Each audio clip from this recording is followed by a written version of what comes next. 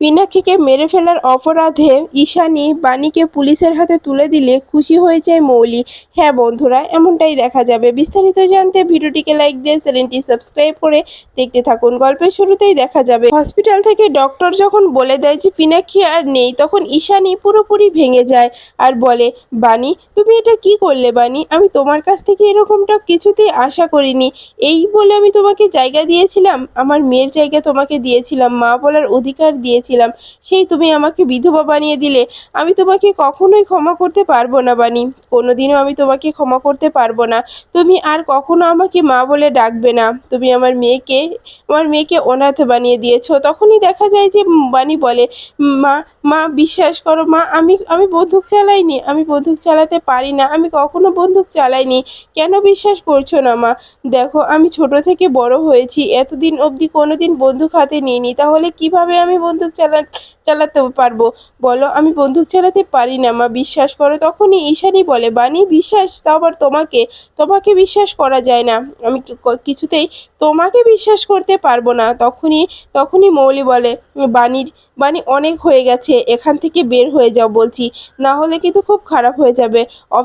Officer বাণীকে arrest করুন, এখান থেকে নিয়ে যান। ও আমার ড্যাডকে মেরে ফেলেছে, এখন আমার মমের কান ভাঙনি দিতে এসেছে। এই মেয়েটাকে কিছুতেই ছাড়বেন না, এই মেয়েটাকে ফাঁসিতে ঝুলিয়ে ঝুলিয়ে দেবেন। এই মেয়েটা যেন কিছুতেই কোনোদিনও আর বাইরে না আসতে পারে। তখনই অফিসার বলে, মাথাটা ঠান্ডা করুন, এই যে মিসেস চ্যাটার্জি, আপনি এদিকে আসুন, আপনি এখানে আর থাকবেন না। তখনই অনিরুদ্ধ ওখানে চলে আসে আর বলে, বাণী এটা তুমি কি করলে বাণী? তোমাকে আমি কতবার বুঝিয়েছি যে মাথা গরম করে কোনো কাজ তুমি করতে যেও না, তুমি ফেঁসে যাবে। তোমাকে এই কথা আমি বলিনি বাণী? তখনই বাণী বলে, হ্যাঁ হ্যাঁ মিস্টার চ্যাটার্জি, আপনি বলেছেন, কিন্তু আমি চুপ করে থাকতে পারিনি, কারণ আমার সামনে আমার মামামকে মেরে ফেলার হুমকি দিয়েছিল মৌলি দিদিমণি। সেই আগে আমি বন্দুকটা ধরেছি, আর প্রথমে তো মৌলি দিদিমণি বন্দুকটা আমার দিকে তাক করে আমাকে মেরে ফেলতে চেয়েছিল, তাই আমি রেগে এটা কেড়ে নিয়ে তার দিকে মেরেছি। কিন্তু বিশ্বাস করুন না মিস্টার চ্যাটার্জি, আমি বন্ধুকে চাপ দিইনি, আমি কোনো গুলি চালাইনি। আমি কি করে গুলি চালাবো? আমি তো কখনো গুলি চালাইনি, আমি গুলি চালাতে পারি না, বিশ্বাস করুন। তখনই দেখা যায় অনিরুদ্ধ বলে, বাণী তোমার এই কথাগুলো কেউ কখনো বিশ্বাস করবে না বাণী, কারণ এখন সব প্রমাণ তোমার দিকেই যাচ্ছে যে তুমি এই কাজটা করেছো। কারণ মাসিমণির ঠাম্মি, এমনকি মৌলি বাড়ির সবাই দেখেছে যে তোমার হাতেই বন্দুকটা ছিল, আর তখন পিনাক্ষী মেসোমশাইয়ের গুলিটা লেগেছে, তাই তোমাকে কেউ বিশ্বাস করবে না বাণী। তখনই বাণী বলে, তাহলে আমি কি করব বলুন? আমি কিচ্ছু বুঝতে পারছি না। এরপরেই দেখা যায় ঈশানী বলে, অনিরুদ্ধ অনিরুদ্ধ ওকে এখান থেকে চলে যেতে বলো। অনিরুদ্ধ ওর মুখটাও যেন ও কখনো আমার সামনে না দেখায়। ও যদি ওর মুখটা আমাকে দেখায়, তাহলে ও কিন্তু আমার মরা মুখ দেখবে। তখনই বাণী একেবারে নিশ্চুপ হয়ে যায় আর মনে মনে বলে, না মা, আমি তোমার মরা মুখ দেখতে পারবো না, তাই আমি কখনোই তোমার সামনে আর আসবো না। কারণ একদিন না একদিন সত্যটা তো প্রমাণ হয়ে যাবে, কারণ মিথ্যা আর সত্য কখনোই চাপা থাকে না। আমি যে পিনাক্কি মেসোমশাইকে গুলিটা চালাইনি, সেটা একদিন ঠিক প্রমাণ হয়ে যাবে। কিন্তু এই কাজটা কে করলো? কে করতে পারে? মৌলি দিদিমণি তো তার নিজের বাবাকে গুলি করবে না, তাহলে এই কাজটা কে করলো? কে করতে পারে? আমাকে জানতে হবে, যে করে হোক আমাকে জানতে হবে পিনাক্কি মেসোমশাইকে গুলিটা কে করলো। এরপরেই দেখা যায় অনিরুদ্ধ বলে, বাণী মাথাটা ঠান্ডা করো বাণী, এভাবে আর আর তুমি রিয়াক্ট করো না, এভাবে আর কথা বলো না বাণী, এতে কিন্তু সমস্যা হতে পারে। তখনই বাণী বলে যে, মিস্টার চ্যাটার্জি আপনি বুঝতে পারছেন না, আমি এটা কিছুতেই মানতে পারছি না যে মেসোমশাই এভাবে চলে যেতে পারেন। তখনই দেখা যায় অন্তরা বলে, বৌদি এখন একটু থামো বৌদি, অনেক তো হয়ে গেছে, তোমাকে বারবার বললাম বৌদি বন্দুকটা নামিয়ে রাখো, কিন্তু তুমি আমার কোনো কথাই শুনলে না বৌদি। দেখেছো তো বেশি বেশি রাগ রাগ হলে কী ক্ষতিটা হয়, এই জন্য তোমাকে বারবার নিষেধ করেছি, কিন্তু তুমি কি করলে? তুমি আমার কথা বিশ্বাসই করতে চাইলে না, আমার কথা শুনতেই চাইলে না। তখনই বাণী বলে, হ্যাঁ অন্তরা, সেটা তো দেখতেই পাচ্ছি, কিন্তু এখন কি করব? আমাকে তো কিছুতেই মেসোমশাইকে দেখতেই দিচ্ছে না। তখনই দেখা যায় অনিরুদ্ধ বলে, বাণী চুপ করে এখানে দাঁড়িয়ে থাকো। তখনই দেখা যায় যে তানিয়া বলে, মা তোমাকে কি ওরা নিয়ে যাবে?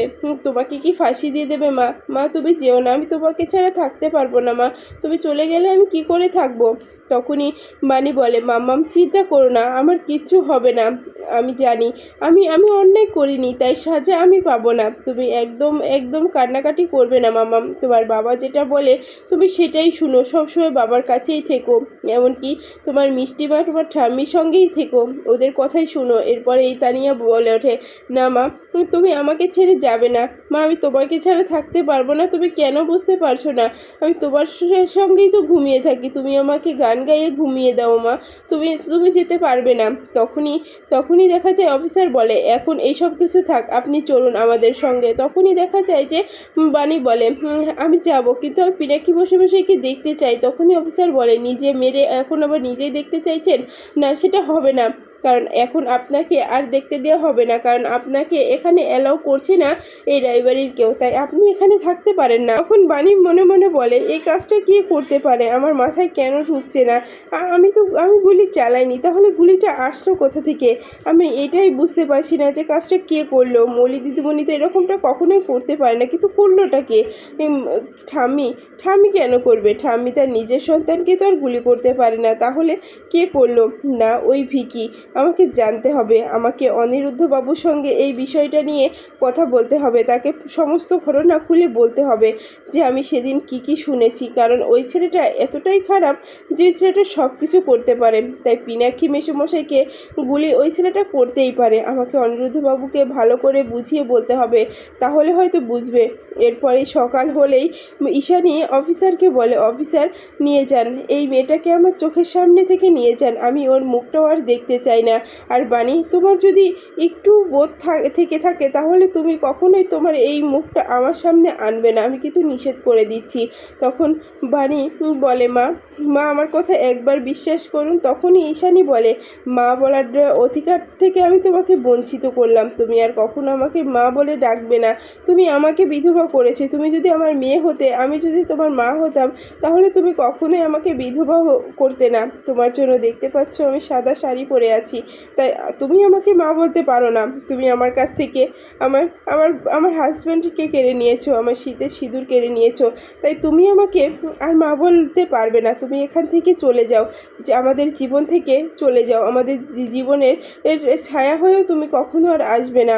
অনিরুদ্ধ, তুমি বাণীকে আর আমাদের বাড়ির ছায়া হতেও দিও না, আমি এই মেয়েটাকে আর সহ্য করতে পারছি না।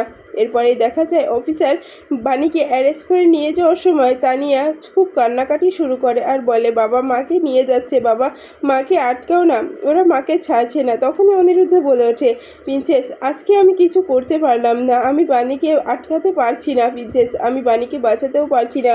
বাণী আজকে এমন একটা ঘটনা ঘটিয়েছে যে আমি হাজার চেষ্টা করলেও বাণীকে আমি ছাড়াতে পারবো না। বাণী এই কাজটা কি করে করতে পারলো আমি আমি বুঝতে পারছি না। বাণীকে আমি কতবার বুঝিয়েছি যে বাণী কোনো কাজ করতে গেলে তুমি আমার কাছে বলবে, কিন্তু ও আমাকে এইসব কথা না বলে ও কিসের জন্য এই কাজটা করলো। তখনই অন্তরা বলে ওঠে যে দাদা বৌদির আমার সঙ্গে কথা হয়েছিল, কিন্তু বৌদি যে এভাবে রিয়াক্ট করে ফেলবে তা বুঝতে পারিনি, কিন্তু মৌলি ম্যাডামও বৌদিকে প্রচণ্ড আকারে রাগিয়ে দিয়েছিলেন, তাই বৌদি বাধ্য হয়ে এই কাজটা বেছে নিয়েছেন। তখনই দেখা যায় যে অনিরুদ্ধ বলে, আমাকে বাণীর সঙ্গে ব্যাপারটা নিয়ে কথা বলতে হবে, একমাত্র বাণীর মুখ থেকেই আমি আসল সত্যিটা জানতে পারবো। আমি জানি আর যাই হোক বাণী কখনো মিথ্যে বলবে না, বাণী যা বলবে একদম সত্যটাই বলবে, তাই বাণীর সঙ্গে আমাকে কথা বলতে হবে, বাণীকে সব কিছু জিজ্ঞাসা করতে হবে। তখনই দেখা যায় যে অন্তরা বলে, হ্যাঁ হ্যাঁ বৌদির সঙ্গে কথা বলতে হবে। এরপরেই দেখা যায় যে অনিরুদ্ধ থানায় চলে আসে। থানায় এসে অফিসারকে বলে যে আমি বাণীর সঙ্গে কথা বলতে চাই। তখনই অফিসার বলে, আমরা আপনাকে এখন কথা বলতে দিতে পারবো না, আপনি আমাকে ক্ষমা করবেন, আপনি এখান থেকে চলে যান। তখন অনিরুদ্ধ বলে, অফিসার আপনি একবার আমাকে কথা বলতে দিন, আমি একবার কথা বলতে চাই বাণীর সঙ্গে।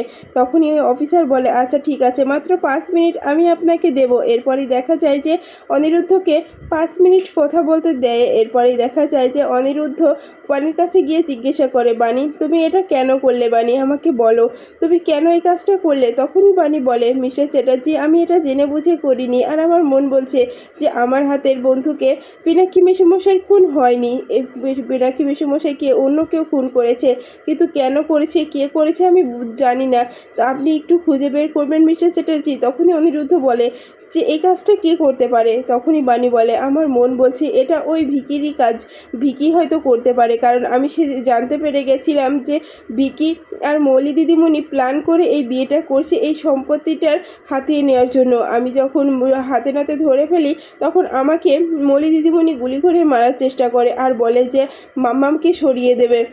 ঠিক একই কথা ভিকি বলেছিল, তাই আমি জানি যে এটা ওদেরই কাজ। এরপরই দেখা যায় যে অনিরুদ্ধ বলে, তাহলে আর তোমাকে কিছু বলতে হবে না বাণী, আমি এখন বুঝতে পেরে গেছি যে এই সব কিছু মৌলি প্ল্যান করে করেছে, কিন্তু মৌলি নিজের ডেটকে কী করে মারতে পারে এটাই তো আমার মাথাতে ঢুকছে না বাণী।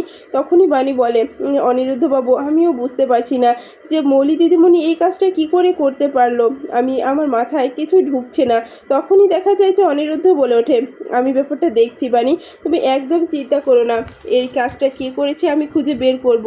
তখনই বাণী বলে, আমি জানি আপনি আমাকে বিশ্বাস করতে পারছেন না মিস্টার চ্যাটার্জি। তখনই অনিরুদ্ধ বলে, বাণী আমি তোমাকে বিশ্বাস করি, আমি জানি তুমি আর যাই করো কাউকে খুন করতে পারো না, এদিকে আমাকে তোমার উপরে অনেক ভরসা আছে বাণী।